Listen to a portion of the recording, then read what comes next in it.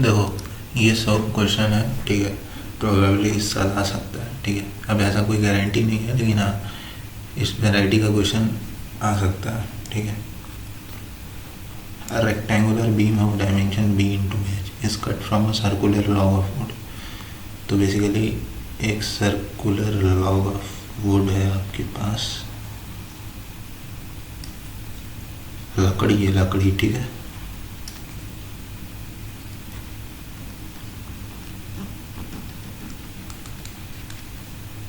ठीक है, तो इससे हमें रेक्टेंगुलर बीम बनानी है, ठीक है। ठीक है, तो इस बेसिकली बीम को हमको स्ट्रॉन्गेस्ट इन बेंडिंग रखना है। तो उस पर्टिकुलर केस के लिए डायमेंशंस क्या होगा, मतलब समझ नहीं आया होगा बहुत लोगों को। देखो, ये जो सर्कुलर सेक्शन है ना, सर्कुलर लॉग ऑफ वुड से हमको एक रेक्टेंगुलर बीम बनाना, रेक्टेंगुलर सेक्शन का बीम बनाना है। तो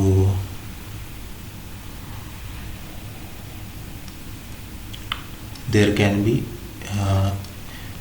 मल्टीपल पॉसिबिलिटीज। रेक्टेंगुलर सेक्शन का बनाना है, एक पॉसिबिलिटी है ये बना दो, ठीक है। एक पॉसिबिलिटी है ये बना दो,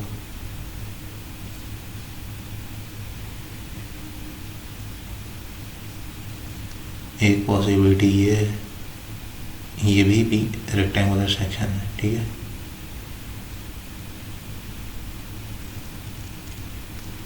एक पॉसिबिलिटी ये है। तो सर्कल के किसी भी 4 पॉइंट को पकड़ के बीम बनाया जा सकता है रेक्टेंगुलर सेक्शन को, पर हमें कंडीशन दे रखा है कि वो बीम बनाओ जो कि सबसे स्ट्रॉन्गेस्ट है बेंडिंग में, ठीक है। बेंडिंग में सबसे स्ट्रॉन्गेस्ट होने के लिए आपको कुछ याद आना चाहिए, फ्लेक्सरल फार्मूला, ठीक है। Sigma by Y is equals to M upon I, ठीक है। ई अपॉन आर का फैक्टर को छोड़ दो, कोई काम का नहीं है, ठीक है। Sigma is equals to M Y by I. Sigma max अगर बेसिकली बेंडिंग में, मतलब बेंडिंग में स्ट्रॉन्ग होने का मतलब एम मैक्स का बात हो रहा है, ठीक है। तो M max is equals to sigma max into I upon sigma max Y max, ठीक है। क्यों वाई मैक्स क्यों है, देखो sigma by Y is equals to E by R भी तो होता है, तो सिग्मा प्रोपोर्शनल टू वाई भी तो होता है, ठीक है। तो सिग्मा को मैक्सिमम रखेंगे तो वाई भी मैक्सिमम होगा, ठीक है।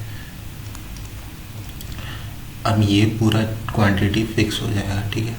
मतलब ये पूरा सिग्मा मैक्स तो मेरा फिक्स होगा, पर्टिकुलर मटेरियल के लिए सिग्मा मैक्स को हम बदल नहीं सकते, ठीक है। तो सिग्मा मैक्स इंटू में जेड इक्वल्स टू में ये बता रहा मेरा बेंडिंग स्ट्रेंथ, बेंडिंग रेजिस्टेंस या फिर बेंडिंग स्ट्रेंथ, जो कि किसका फंक्शन है, सिर्फ सेक्शन मॉड्यूलस का, ठीक है।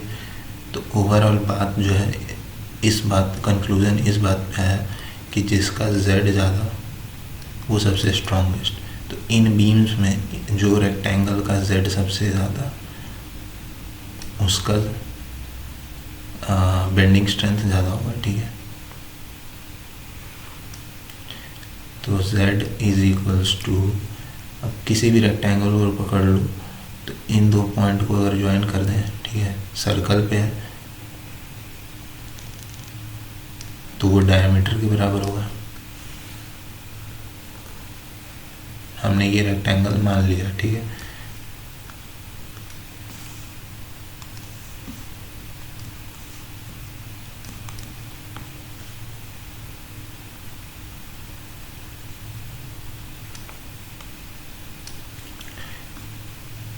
रेक्टेंगल का मोमेंट ऑफ इनर्शिया होता है B H cube upon 12, neutral axis ये है, ठीक है, डिवाइडेड बाय h बाई 2। तो ये आ जाएगा बी एच स्क्वायर अपॉन का 6, ठीक है। अपने को z का वैल्यू मैक्सिमाइज करना है, ठीक है। तो z जो है फंक्शन किसका है, b और h दोनों का है, ठीक है। मल्टी वेरिएबल कैलकुलस से अच्छा है कि एक में कर लो इसको, ठीक है। z को मल्टी वेरिएबल में अच्छा B square plus H square is equals to D square, ठीक है। यहाँ से बी का वैल्यू जो है D square minus H square, तो यहाँ से बी का वैल्यू आ जाएगा root under D square minus H square.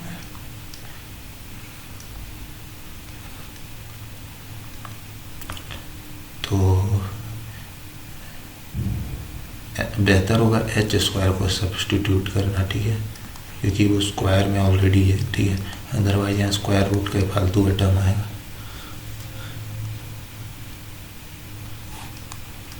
अब हमारा z जो है b का फंक्शन बन चुका है, हमको z मैक्सिमम चाहिए, ठीक है।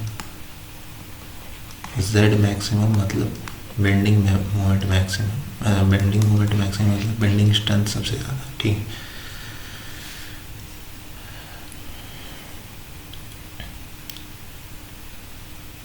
तो z को हम लोग डिफ्रेंशिएट करेंगे विथ रिस्पेक्ट टू b और 0 पुट करेंगे, ठीक है।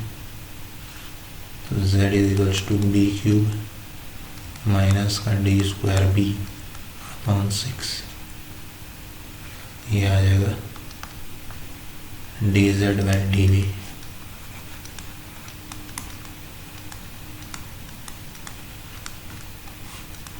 इसको 0 पुट करेंगे तो बी स्क्वायर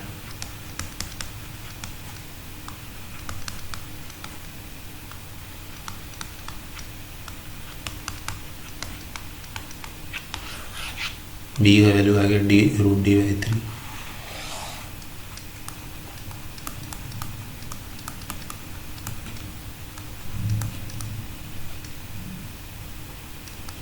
अब एच निकालना है बस,